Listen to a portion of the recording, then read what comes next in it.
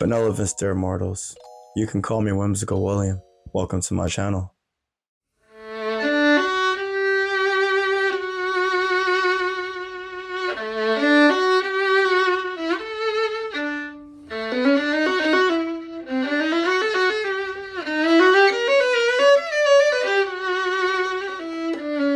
Happy New Year, everybody. It's 2025. We made it. 2024 for me was a pretty fun year. It's pretty good. I don't really have many complaints. A lot of people talk about the things that they want to bring into the new year, new things that they want to do, their ideas, their goals, their dreams. Let's talk about what we're leaving in 2024, what we're not going to bring with us, and that is writer's block. Some people think that writer's block is an illusion. Some people think it's placebo. Some people think that it's laziness. Me, I believe that writer's block is simply a lack of preparation. So let's end it this year. No more writer's block. Now, if you feel burnt out, if you need a break, if you feel tired, that's different.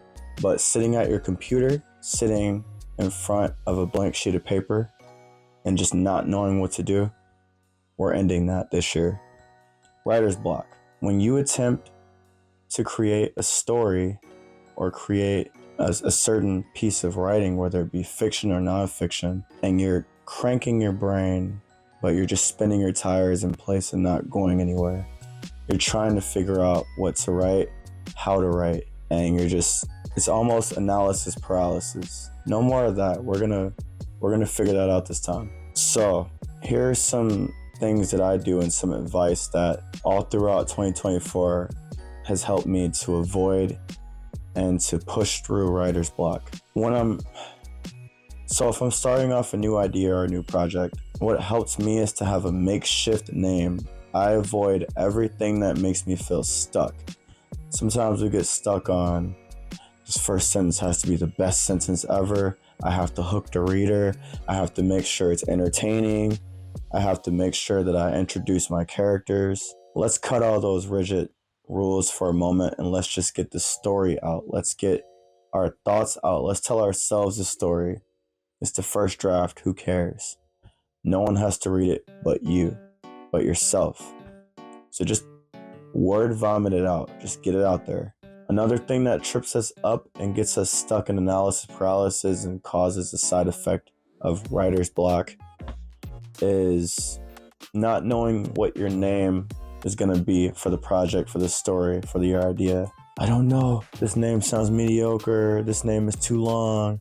This name probably has been used before. Pick a name, put an asterisk beside it or a star, work in progress, not the final name. Just remind yourself, hey, I couldn't figure it out right now, but honestly, when you're first starting off on your idea, the least important thing is what it's named.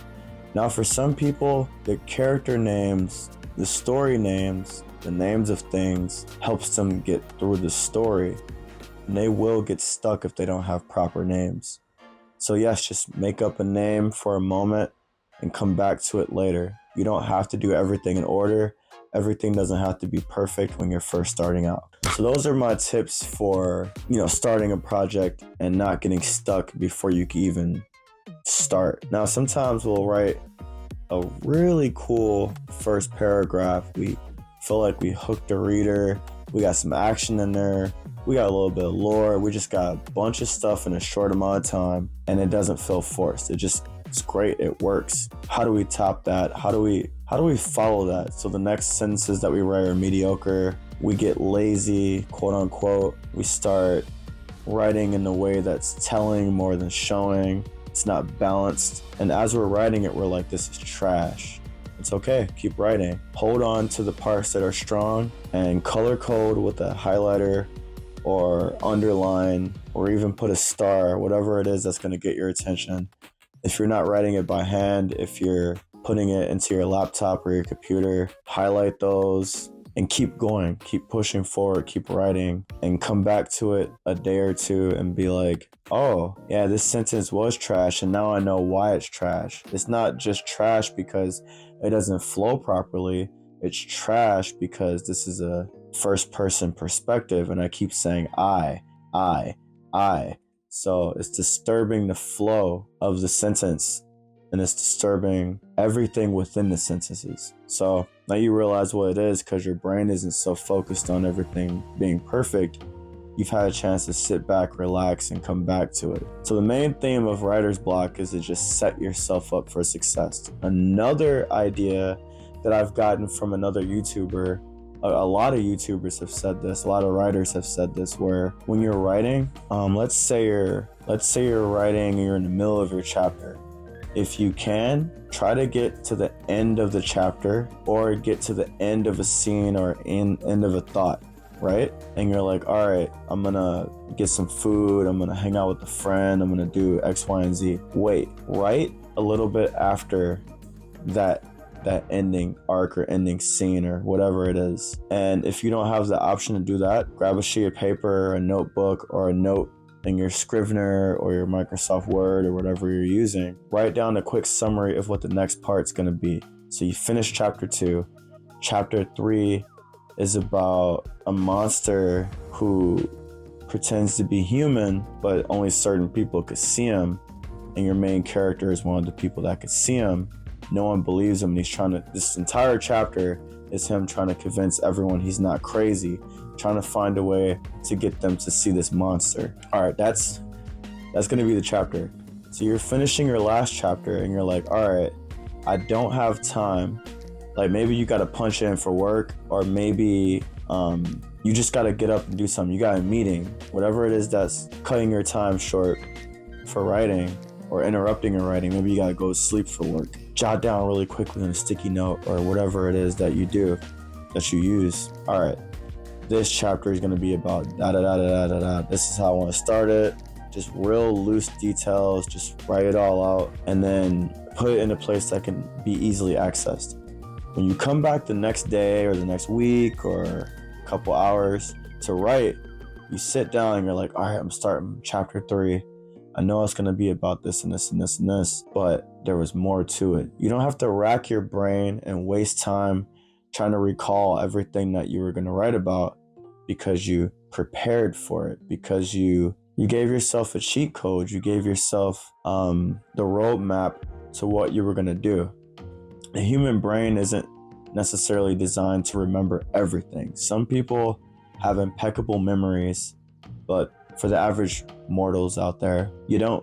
It's good to write these things down, and it's good to give yourself a rough summary of what you're gonna do next. That way, when you come back to it, you could just ease into the process of writing instead of sitting there with writer's block. Like, oh, I know what I'm supposed to write, but last chapter was so good, and I know this is going to be in the chapter and this is going to be in the chapter, but that might make a plot hole. No, you wrote everything out before you sat down.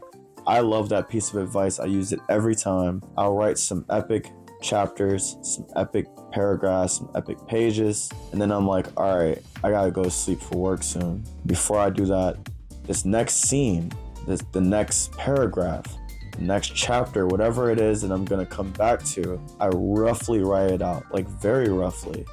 Like character A does this, which causes this. This character reacts to this. There's a fire in the sky, and it's not the sun because it's nighttime. Everybody's confused. I'm just writing out rough details. Sentences don't make sense. They're not structured. There's no periods. There's no commas. I'm just word vomiting everything out. And I'm going to come back to it, and I'm going to be prepared to write without any block. Another way to prevail against writer's block is to really set up your time and space to be comfortable, cozy, or just whatever it is that you need it to be in order for you to have your optimum brain power when writing. Do you write better after you have a snack? Make sure you have your snacks ready. Do you write better when it's warm? Make sure the temperature in your apartment or wherever you're at is good. If your place is cold for whatever reason, you need to be warm. Make sure you got a hoodie on, a hat, whatever it is that you need. Make sure you got back support. Make sure your area isn't cluttered if you don't work well in clutter. Make sure you got your water.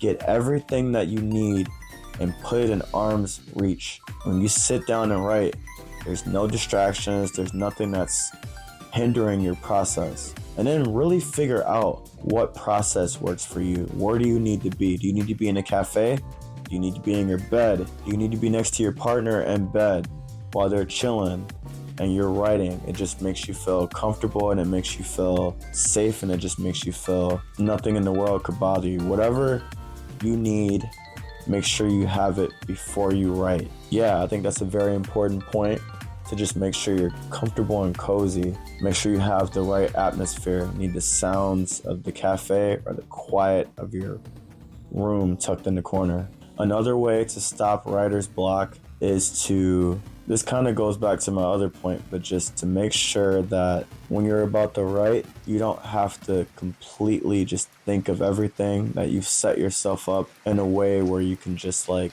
look at your notes and then just let it flow. Writer's block is something that plagues almost every type of artist. Whether you're a painter, you're a sculptor, you're a musician, you write music, lyrics, poetry, novels, whatever creative endeavor that you're into, you're a dancer. Our brains like repetition, and our brains like to do things in the most optimum way. Our brains are essentially economy compact cars. Like, we don't like to waste a lot of power and a lot of fuel for tasks that we enjoy. We don't have V8 muscle cars for brains. We have Priuses, unfortunately. Our brains they're optimal, and they're ready to do what we need them to do in the easiest way possible. So instead of battling against your brain and just trying to make it stronger and faster and better, work with your brain. Whatever your process may be, whatever your strengths and weaknesses are. For me, my short-term memory is really, really bad. So it's imperative for me to write down as much as I can before, or actually after I'm done writing. So when I come back, I have all these notes and this detail to look at and to jog my memory, but to also make it easier for me to just start. Your weakness might be falling into tropes or falling into repetition. Like, for instance, you have a character that just continuously says, "I'm angry. I'm so angry. I just feel rage." You gotta remind yourself on a separate sheet of paper or a separate file on your computer, the reader doesn't need to know or hear how angry my main character is over and over and over again. Whatever your quirks are when it comes to writing, it's best to give your brain an easy way to identify it and to use that tool sparingly, because everything that we do in writing is necessary, but it needs to be used sparingly. You can't have a novel that's all show and no tell.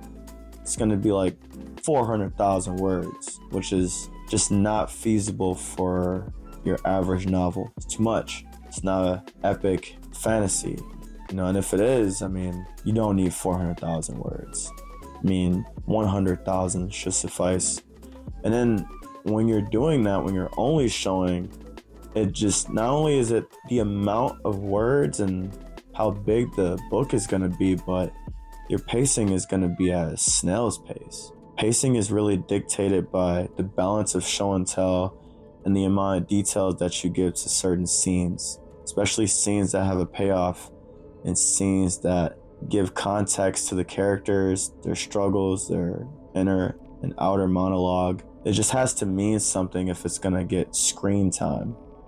If it's meaningless and you don't cut it out, at least make it telling and get to the point. So yeah, I kind of ramble a little bit, but I hope that these tips help you have a 2025 year free of writer's block. If you have any other suggestions or any other worries about writer's block, you have any examples of when it happened to you or why it happens to you, let me know in the comments down below. I'd love to talk about it, because this is an issue in the creative community that we as a whole can get through, and we could have this be our New Year's resolution. We can write our stories, finish our projects without getting stuck. Getting stuck is frustrating, time consuming, and it really kind of makes us feel like we're unworthy at times. Like, am I really a writer? Like, I can't even get this, scene out. And then when I write it, it's so amateur, yet the last scene was so profound. Like, why am I so inconsistent? Don't beat yourself up. Just write the story. Come back later. You always have later. You always have tomorrow. Even though tomorrow's not promised as far as us living, you gotta tell yourself that you always have tomorrow to come back and work on your novel, because you're gonna get stuck. You're gonna be paralyzed in your analysis, and you're never gonna finish that story. And I want you to finish that story. I wanna finish my story. And again, I want us all to have 2025 with no more writer's blocks. So thank you so much for listening, and I'll see you in the next video. Have a great year. We're starting off strong, baby. Until next time, peace.